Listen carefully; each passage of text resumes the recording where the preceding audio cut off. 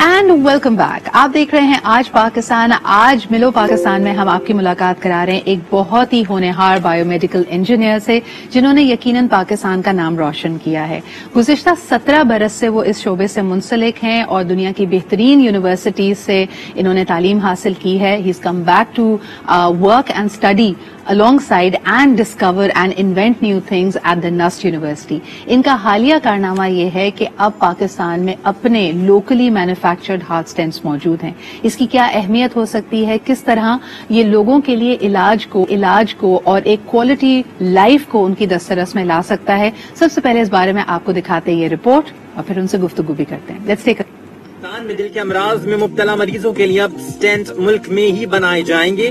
NUST university کے doctor Murtaza نے برطانیہ میں بایو میڈیکل انجینئرنگ کے دوران صرف 3 پاؤنڈ میں ایک سٹینٹ بنایا تو انہیں اسی وقت یقین ہو گیا کہ وہ ایک دن اپنے وطن واپس جا کر میڈ ان پاکستان سٹینٹ ضرور بنائیں گے. پاکستان میں سٹینٹ کو لانچ کرنے سے پہلے ان کے راولپنڈی انسٹیٹیوٹ آف کارڈیولوجی اور NICVD کراچی میں تقریباً 60 مریضوں کے سٹینٹ لگائے گئے اور خدا کے فضل و کرم سے وہ سب صحت یاب ہیں اور روزمرہ کی زندگی میں بھرپور کام کر رہے ہیں. مریضوں کے لیے یہ فیسلٹی یورپ کی کمیشن لائسنس باڈی کی جانب سے ISO 13485 سرٹیفائیڈ ہے. یہ پاکستان کی پہلی فیسلٹی ہے جس کا یورپی ڈرگ انسپیکٹر نے آ کر مکمل معائنہ کیا ہے اور ڈریپ کے فیڈرل ڈرگ انسپیکٹرز نے مینوفیکچرنگ لائسنس مہیا کیا ہے. Major feat for Pakistan, and of course we're very proud to have with us the founding CEO of Innovative Health Technologies, Director at the Medical Devices Development Center and the Associate Professor at the NUST University. ہمارے ساتھ موجود ہیں doctor Murtaza Nijabat علی. السلام علیکم doctor صاحب. Congratulations and thank you very much for being here. سب سے پہلے مجھے بتائیے کہ جس شعبے سے آپ منسلک ہیں, اگر ہم پاکستان کا ڈیٹا دیکھتے ہیں آج کل تو ہر دوسرا شخص ہمیں لگتا ہے کہ کسی نہ کسی طرح امراض قلب میں مبتلا ہے. So this innovation, this Pakistan manufactured stent, how will it serve the nation?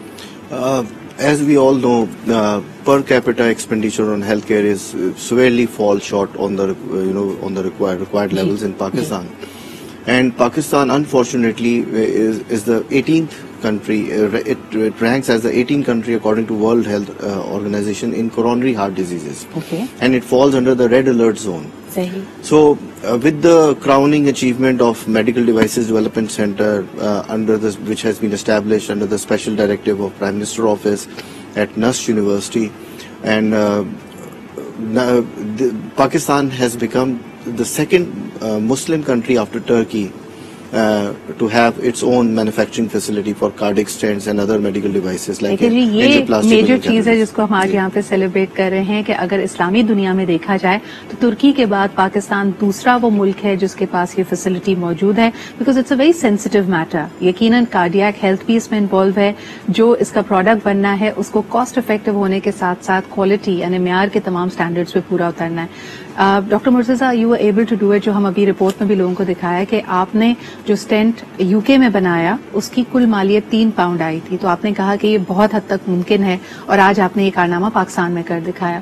اس کے لیے مزید کس قسم کا پالیسی فریم ورک ہمیں چاہیے so that you can take this to further heights? Yes, in Pakistan the taxation policies is not aligned with that kind of initiatives in Pakistan.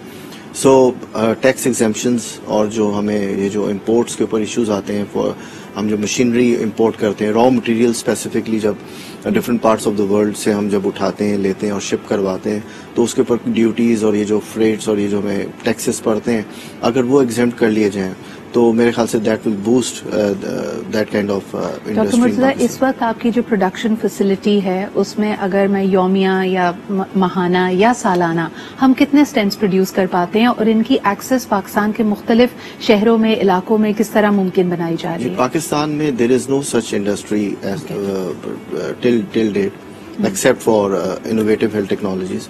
It's a very beautiful, I must say, initiative in Pakistan, and it's first of its kind. ہماری کیونکہ ہم نے recently اس کو start کیا with the support of federal government of Pakistan, تو ہماری جو capacity ہے وہ اتنی نہیں ہے کہ ہم ملک کی کمپلیٹ ڈیمانڈ پوری کر سکیں. تو ہم اس کو گریجولی فیز وائز بیسس پہ اس کی جو کیپیسٹی اس کو ایکسپینڈ کر رہے ہیں. ابھی ہماری 25-30% آف دا ڈیزیز پاپولیشن کی کیپیسٹی ہے, ہم آہستہ آہستہ اس کو ایکسپینڈ کریں گے. اور انہینس کریں گے. اور آگے خواہش یہ ہے کہ ہم آنے والے سالوں میں ایکسپورٹس کریں, ایکسپورٹس پہ جائیں اور فارن ایکسچینج بھی جنریٹ کریں. ڈاکٹر صاحب, اس کے لیے ایک کنڈیوسو پالیسی فریم ورک اور ایکو سسٹم کیسے بنایا جا سکتا ہے؟ جس خطے میں ہم رہتے ہیں, ہم دیکھتے ہیں, اور جو آپ کا بھی شعبہ ہے bio medical engineering and the facilities, اس میں چائنا بہت آگے ہے, انڈیا بہت آگے ہے. We are severely lagging behind. مجھے یاد ہے جب کووڈ کے دن آئے تو ہم یہ بات کر رہے تھے کہ we needed locally manufactured ventilators. اس وقت کیا صورتحال ہے؟ کیا اس کے اوپر ایک مستحکم اور ایک انٹیگریٹڈ پالیسی موجود ہے؟ What more needs to be done? دیکھیں, جو نسٹ یونیورسٹی ہے, it is transforming into a fourth generation university. Let me tell you کہ جنریشن آف یونیورسٹیز کیا ہیں. فرسٹ جنریشن یونیورسٹیز وہ تھی جو صرف امپارٹ کرتی تھی education. They could only share the education.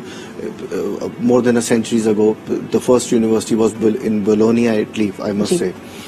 And پھر اس کے بعد سیکنڈ جنریشن ہوئی, یونیورسٹیز آئی جنہوں نے انٹروڈیوس کیا سائنٹیفک ریسرچ کو. And in Berlin that was example there. Cambridge university نے پہلی دفعہ تھرڈ جنریشن یونیورسٹی کا کانسیپٹ انٹروڈیوس کیا, جہاں پہ اسٹارٹ اپس کو, اور یہ جو اورک کا کانسیپٹ آیا یونیورسٹیز میں, office of research innovation commercialization کا, کہ جو اسٹارٹ اپس کو وہ سپورٹ کرتے ہیں اور جو انڈسٹریل اپلیکیشن ہے اس کو برج کرتے ہیں, اینڈ نالج اینڈ سائنٹیفک جو آئیڈیاز ہیں اس کو ایک طرح سے انکیوبیٹ کرتے ہیں, they go out of the university. Now we are living in an era جہاں پہ فورتھ جنریشن یونیورسٹیز کا سلسلہ ہے جو ٹرپل ہیلکس ماڈل کے فالو کرتے ہیں, جس میں industry, private sector, industry, government اور اکیڈیمیا مل کے کنسرٹڈ ایفرٹ کرتے ہیں, اور ایک لوکل جو آپ کا ایکو سسٹم ہے اس کو اس کو فاسٹر کرتے ہیں اور اس کو سیلف ریلائنٹ اور سیلف سسٹینیبل بناتے ہیں. Very true, very true. اور میرے خیال میں for a country like Pakistan, جو آبادی کے حوالے سے دنیا کا 5واں بڑا ملک ہے, اسی طرح کے ہمیں ماڈلس چاہیے. I think we all need to fast track all our universities into becoming 4G universities, fourth generation university. بہت بہت شکریہ doctor Murtaza for being here and for coming back to serve and be connected with universities. I think جس طرح آپ نے خود کہا کہ آپ جیسے لوگوں کا وطن واپس آنا اور ان اسٹوڈنٹس کی ہینڈ ہولڈنگ کرنا, اکیڈیمیا کو اپلفٹ کرنا, دیٹس ویری مچ نیڈیڈ. بہت شکریہ جی. اسی کے ساتھ ہم بڑھتے ہیں ایک چھوٹے سے بریک کی طرف. ایک اور ہیلتھ کا بڑھتا ہوا مسئلہ وچ از ڈینگی, اس کے لیے ہمارے ساتھ طب نبوی کی روح سے ہماری رہنمائی کرنے کے لیے آغا صاحب موجود ہوں گے ایک چھوٹے سے بریک کے بعد.